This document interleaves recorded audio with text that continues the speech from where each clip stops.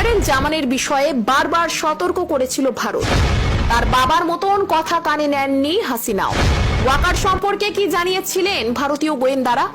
এই যেন ইতিহাসের পুনরাবৃত্তি। 1975 সালের 15 আগস্ট বাংলাদেশে হত্যা করা হয়েছিল সেই দেশের প্রথম রাষ্ট্রপতি তথা জাতির জনক হিসেবে পরিচিত শেখ মুজিবুর রহমানকে। এক সেনা অভ্যুত্থানের চেষ্টা করা হয়েছিল।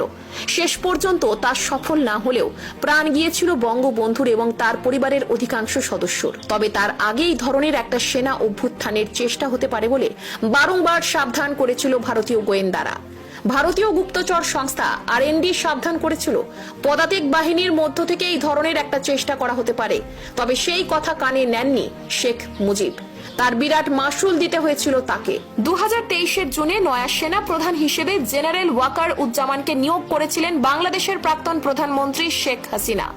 আবারও সতর্ক করেছিল ভারত, কিন্তু বাবার মতন হাসিনাও সেই সতর্কবার্তা কানে তোলেননি। ওয়াকার সম্পর্কে কি জানিয়েছিলেন ভারতীয় গোয়েন্দারা?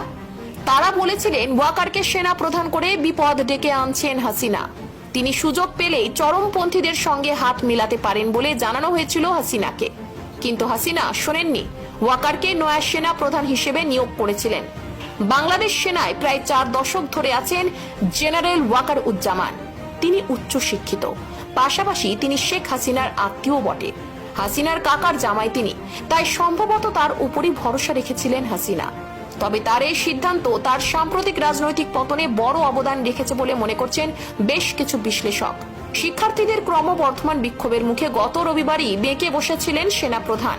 তিনি জানিয়েছিলেন আন্দোলনকারীদের উপরে গুলি চালাবে না সেনা, কারণ বাংলাদেশের সেনা সেই দেশের জনগণের সঙ্গে রয়েছে। এরপরই পরিস্থিতির দ্রুত পাল্টে যায়।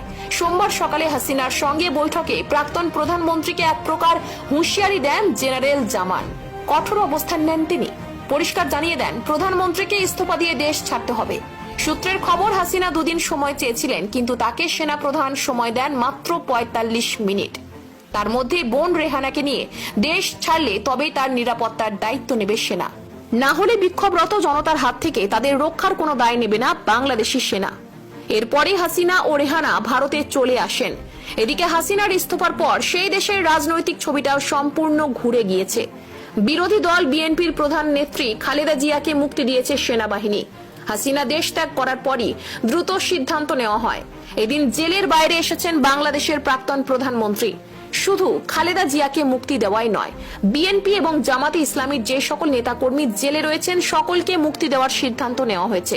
সেনার পক্ষ থেকে অন্তর্বর্তী সরকার গঠনের যে প্রয়াস নেওয়া হয়েছে তাতে বিএনপি জামাতের নেতাদেরই গুরুত্ব দেওয়া হয়েছে।